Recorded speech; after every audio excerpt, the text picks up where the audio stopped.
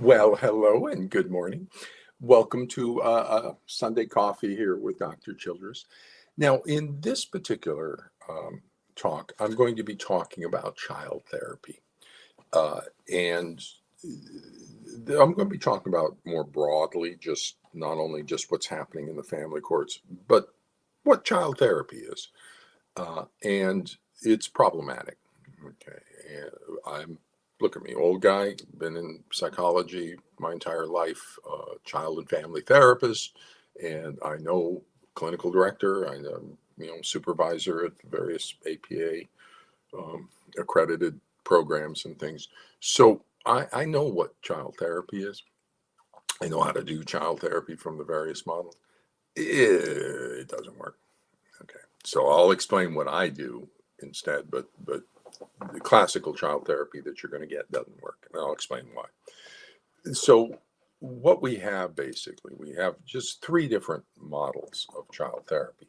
One is play therapy, and one is behavioral therapy. And then there's a neurodevelopmental therapy, but nobody really knows about it. It's mostly in early childhood mental health.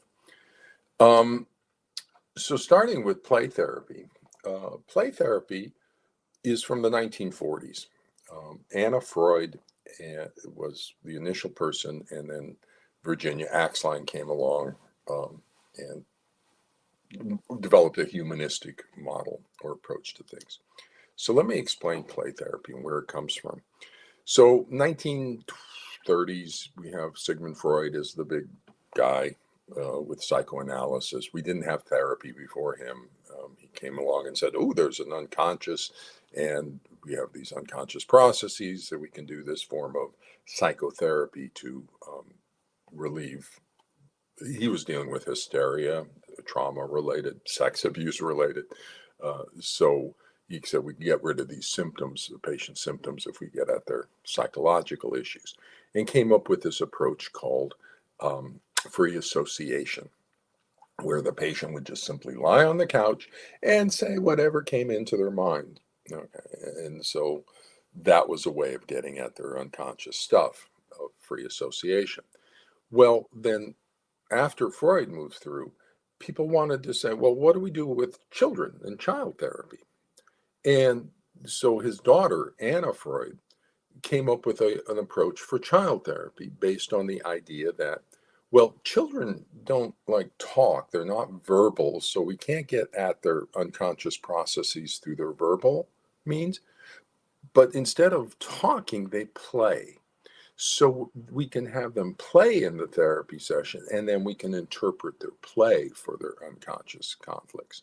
Well, that didn't work. Okay. No, the children aren't not playing out their unconscious conflicts, and psychoanalysis with children doesn't work. Okay. So that kind of got put on a shelf of not working. But a lot of our current bad child therapists, that's kind of what they do. They think they can just sit back and watch the child's play and then interpret what's going on with the child. Nah, and it doesn't help the child at all. It doesn't fix anything. It's just doesn't work.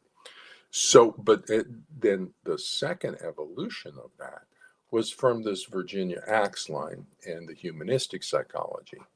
And here's from Ray and Jane 2016 on this the article Humanistic Psychotherapy with Children, in a book published by the APA. So here's what they say. Axline, 1947, offered 8 basic principles and guidelines to enact the philosophy and therapeutic conditions described by Rogers, 1942. Okay, so what I want to point out to you, we're talking about something developed in the 1940s, okay, this play therapy, based on the idea from Rogers that if we just give children empathy and unconditional positive regard and genuineness in the therapy, then they will just flower into their natural beauty and loveliness, self-actualization. Doesn't happen. Okay. That no. So the idea that we just come in and let the children play and sand play and play with dollhouses and play with stuff, and they will just work their stuff through. doesn't work. Okay. It works for a couple of things. Okay. So if I got a 3 or 4 year old who's been violently abused, physical abuse, or sex abuse, if you put them in a dollhouse playing with things, they will reenact their trauma and they will work it through symbolically in the play because it's a trauma. So there's some aspects of trauma it will work for, but for the most part, no. And when you get older children, what play therapy is, I'll tell you, is the child goes into the therapist and they play Uno. They play a card game. That doesn't do anything. And they talk about, well, how's school going? Okay. That doesn't do anything. That does not do anything psychotherapy or nothing. Because the child, here's the thing, the child is not actually the problem. The world around the child is the problem. The child is adapting to a problematic world. That's your family systems. Okay, so it's much more effective to go out to family systems work and change the world around the child than it is to actually change the child, because the child's not a problem typically, except things like autism or something. But for the most part, the child's responding to a world that's troubling rather than the child being troubling themselves. So the second type of child therapy that's out there came along in the 50s and 60s because the science people said, holy cow, this play therapy is kind of bizarre and psychoanalysis is kind of bizarre, and we need to ground things in science. And the science of the day was B.F. Skinner and his rat and training rats. And it came up with a whole system of rewards and punishments and cues. So if we reward a behavior, reinforce it, the behavior will increase. If we punish a behavior, it will decrease. Simple. Okay, so if you want to see more positive behavior, then you reward it. If you want to get rid of negative behavior, you punish it. And so those are the terminology that they got into their mind: positive behavior, negative behavior, appropriate behavior, inappropriate behavior. We target a behavior for change. And so everything became very behavior. And the behaviorists, here's B.F. Skinner and his group, they wanted to ground everything in science. So they said, no looking inside the black box of the brain or what's happening inside people. The only thing we can see and measure is behavior. So that's the only legitimate domain for psychology, is what's the behavior. Okay, so everything's defined in behavior. And then they added cognition, Aaron Beck, because they defined cognition as a subvocal speech. Speech is a behavior, thinking is subvocal speech. So now we get that into behavior, and now we got cognitive behavioral therapy. But for kids, cognitive therapy doesn't necessarily work. Their thinking systems are not online yet. And so confronting a child's irrational beliefs is not typically going to be helpful. So we stay more in behavior therapy when we're working with kids. The reward good behavior, punish bad behavior. And the typical rewards we have are labeled praise. I really like the way you put your shoes away, Michael. Okay, you tell them like shoes away and you give them positive parental attention for that. Or you give them tangible rewards like a star chart, where you give them stars every day and they get to earn an allowance or, some reward at the end of the week. Those are your typical reward systems that are put into place. The punishment systems to decrease problem behavior are typically response cost. That's taking something away. You lose your computer time. You lose, give me your phone you lose your phone for a week because of your misbehavior. So taking something away, there's a cost to the response cost. That has serious side effects, tends to increase stuff, and parents don't really want to take stuff away, so they wind up threatening to take stuff away because they want the threat to work. Once you got the kid's phone, what else are you going to take away?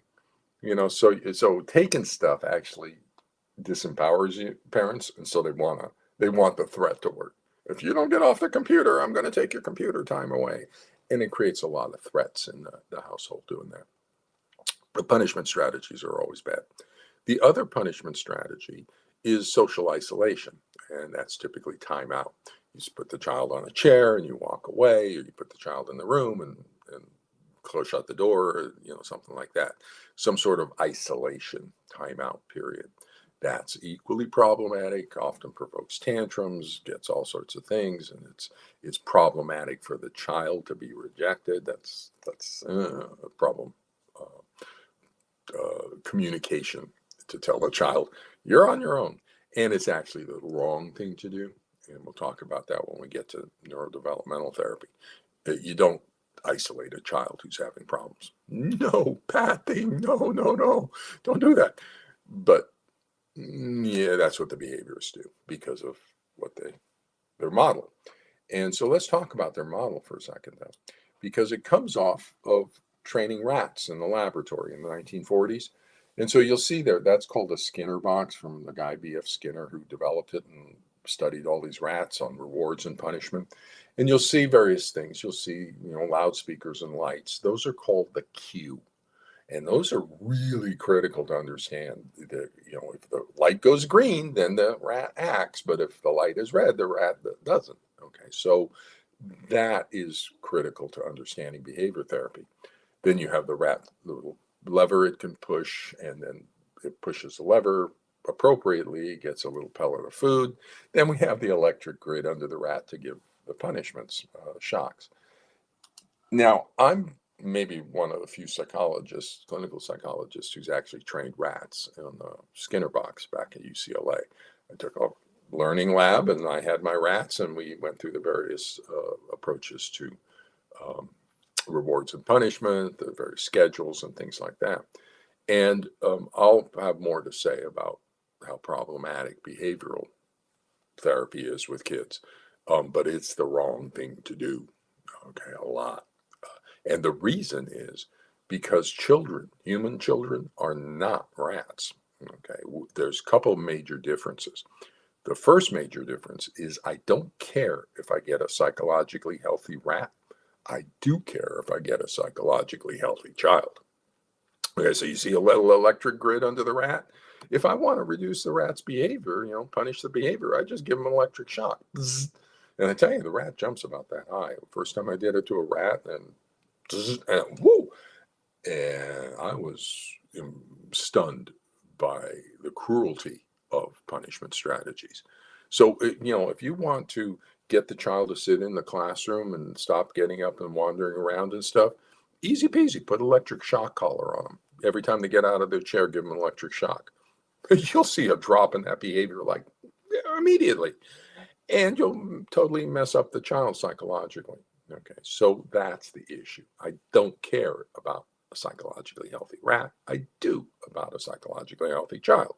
The second major difference, is that rats don't talk. They don't have communication. I can't talk to a rat and tell it what I want it to do.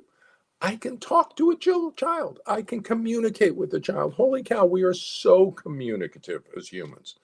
So that's a major difference. I don't need to deal with the behavior of a child. I can communicate with the child and get the child's cooperation.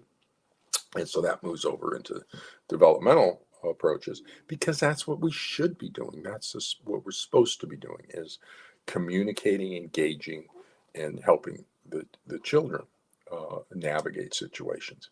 So then that leads us to our third approach, the neurodevelopmental therapy. And that's like from 2000s on. And that's basically coming out of early childhood mental health. So most people don't know about that. It's based a lot in Bowlby and attachment, extended out by Dan Stern on attunement and intersubjectivity, extended out even further with Tronick on the breach and repair sequence. So it's all the scientific base on attachment, and then the second relationship system called intersubjectivity, having to do with mirror neurons and connection, and then breach and repair sequences. Now, what this understands, a fundamental difference, and I'll talk about all this stuff in other places as well, but what this approach fundamentally understands is that the child is not emitting problem behavior. The child is doing exactly what the child is supposed to do, getting our attention. Okay. What we call problem behavior in this approach is protest behavior. So whenever the child runs into a barrier, some sort of barrier that they cannot master on their own, whatever, emotional barrier, physical barrier, something that they can't master, that begins to dysregulate their emotions and behavior. Okay, they can't figure it out. They get frustrated. It begins to and they begin to get dysregulated. Now, what that dysregulation does is it's annoying to the parent. So the parent is up here doing in their nice rhythmic state, and you got a child who's dysregulated. Parent goes, what's going on? And gets involved with the child. Okay, so that's the first fundamental understanding. Children are supposed to be annoying. When they run into something that they can't master, they're supposed to get us involved and become annoying and say, hey, excuse me, can somebody get over here and help me with this? But they don't have language. They don't have awareness to be able to say that to us. So they say it in, I call it speaking monkey. They say it in behavior. They say it, can somebody get over here because I'm having all sorts of problems. They're too wild. They're bouncing around. Their behavior's all out of control, or their emotions, they're crying or tantruming or something's going on. Okay, too anxious, whatever. So they're getting a parent over, which is exactly what's supposed to happen. The child's dysregulated. Parent comes over, helps the child get back in a regulated state called scaffolding. So you get involved, you help the child re-regulate again. And then all of those brain cells that were used in going from dysregulated to regulated become stronger, more efficient, and more efficient in doing what they do. Stronger systems. Long-term potentiation, synaptogenesis, use-dependent myelination. So there's all sorts of use-dependent stuff that happens that makes the system stronger. The brain builds on the principle of we build what we use. So if you want to play the piano, you just practice playing the piano. You do it over and over and over again, and it lays in the neural circuits. It kind of grooves them in. So that's what we want to do with the child. Who's dysregulated, we come over, help them regulate. We do that once, we do that twice, we do that 5,000 times. And now the child, when they go into has a capacity for self-regulation because we built that. We scaffolded it in the building. Okay, so that's the neurodevelopmental approach. It's understanding that behavior, the child's behavior, is a communication of and so we come in and say, so what's your problem? And then we figure out what the problem is, help the child solve the problem. Boop, protest behavior goes away. So it's a fundamentally different approach to doing things. And one of the features about this approach is for the child therapy, the psychologist person is doing the therapy. Okay, they're with the child in the room. There's some problems with that. First problem, neurological problem, is that if I come in and scaffold and leave, then all those brain changes also pop out and disappear. Okay, they forget memory, boop, it pops out.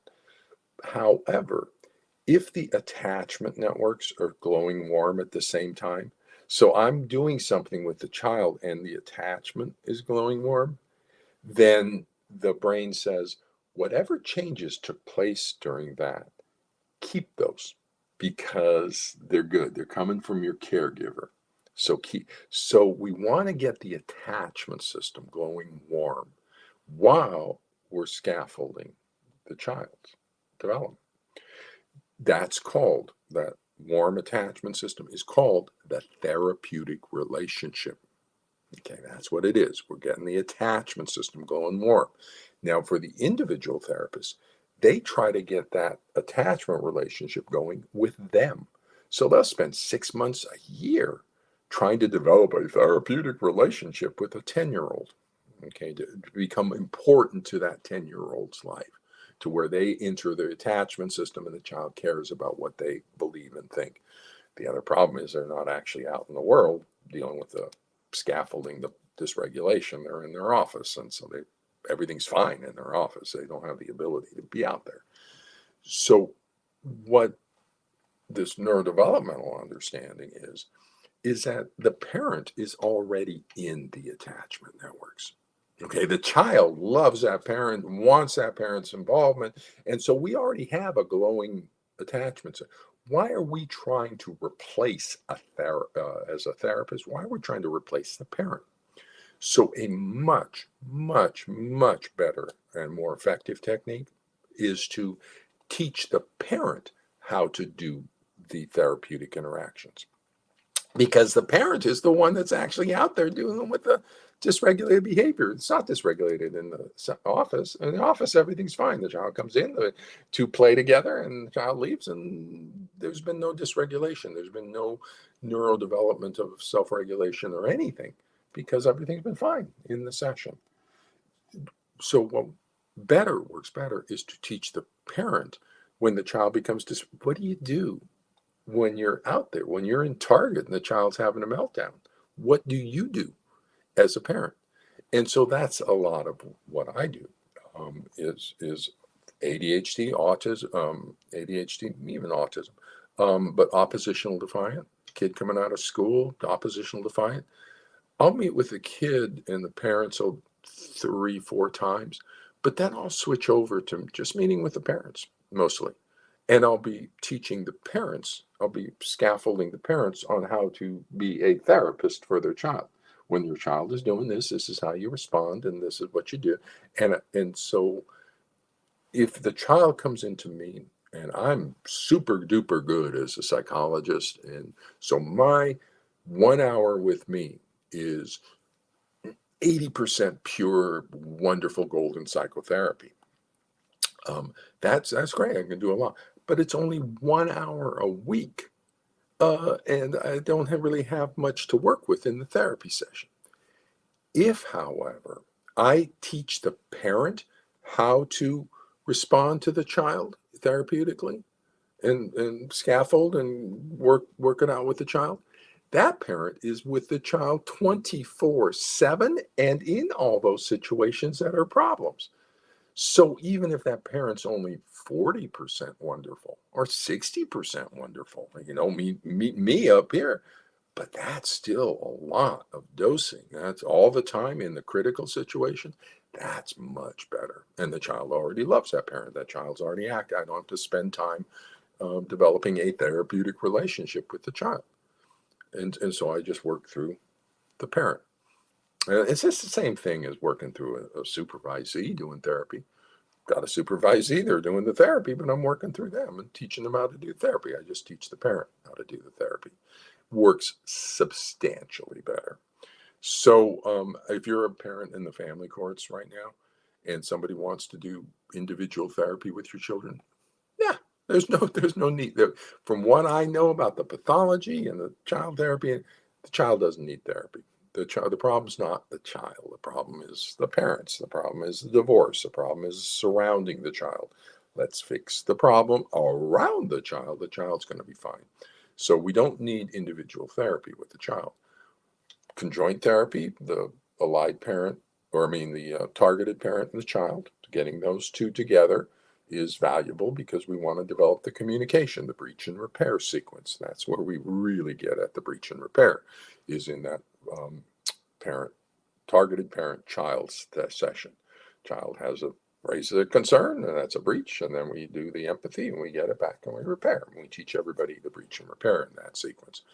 And then we teach the parent how to respond, which is basically similar to the breach and repair out in the world with the child 100% of the time. And we stabilize the child's understanding of reality and what's real and what's delusional. So that's the parent-child kind of therapy session.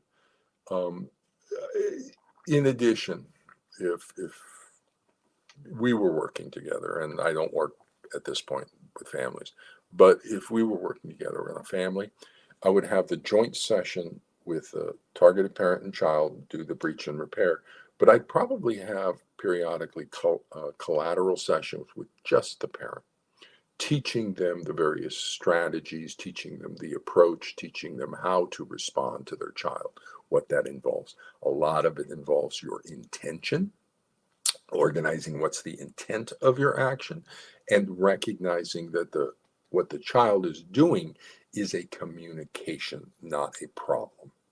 And they're just saying, excuse me, I'm having trouble over here. Can somebody get over and help me out? We come in and figure out what's going on. What's it like to be you? What's your struggles? What's happening?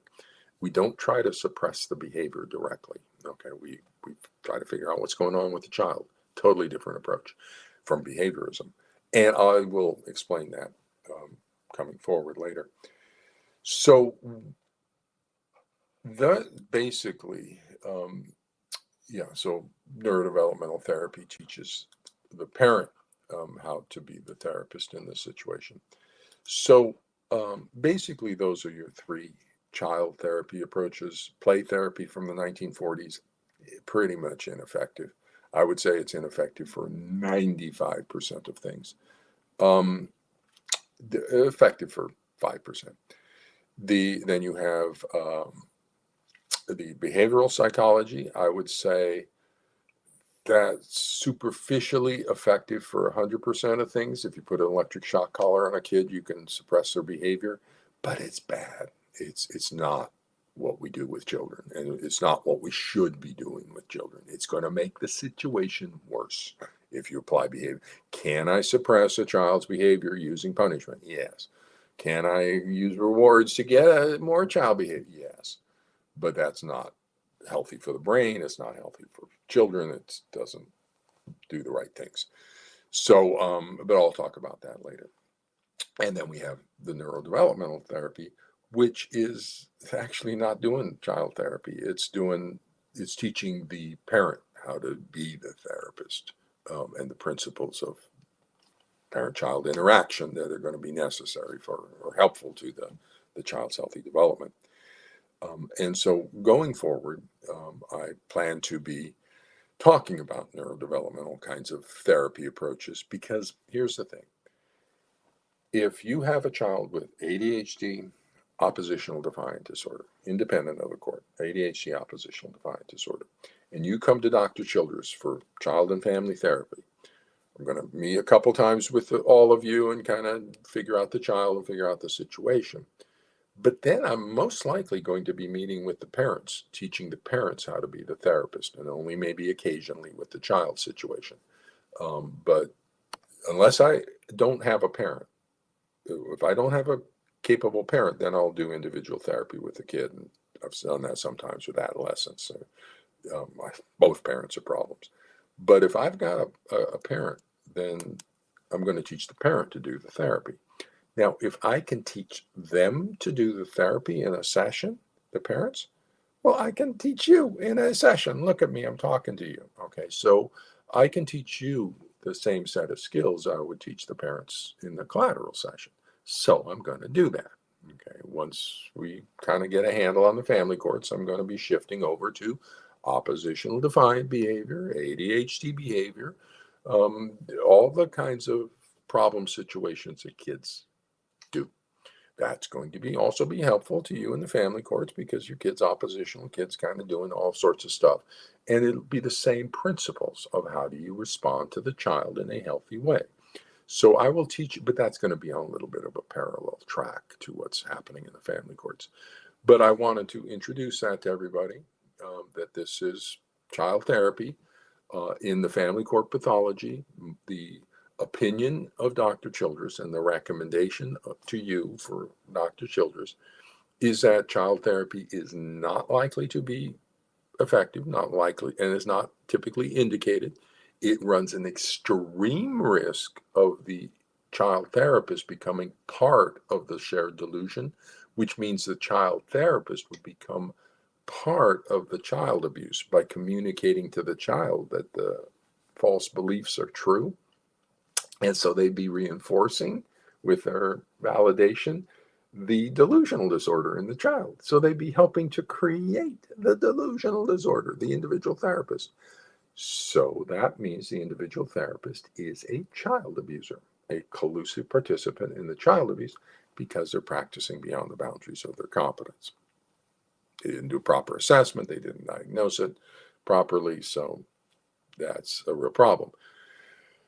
That's one of my roles right now. I'm starting to review their case notes and intake evaluations, and if they're a child abuser, I think they should lose their license and be gone, because I do not believe mental health people should be abusing their children. And if you're so ignorant and incompetent in what you're doing that you become part of child abuse, I think the ethical violations, duty to protect violations, competence violations, you just need to be gone from the mental health system. Okay, if you're going to be a child abuser because of your lazy, ignorant incompetence, you need to go work at Starbucks or someplace else. You do not belong in the mental health system working with kids if you're an incompetent child abuser. And spousal abuser, you're using the kid as a weapon. So you got two abuse things. And so you're participating in spousal abuse too because of your incompetence.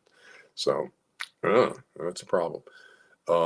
So don't think you need individual therapy with the child. In the family courts, the child's fine. Okay, it's the world around the child that's crazy. So we need to fix the world around the child. Family systems is a much better approach to understanding the family and the child in the family than individual therapy. So with that, I'm going to wrap up my Sunday coffee talk with you here today, and we'll cover some aspect going forward. I'm starting to generate a number of these talks and seminars, and we'll begin to branch them into various categories, hopefully for you to follow where your interests are. So with that, good luck everybody, and take care.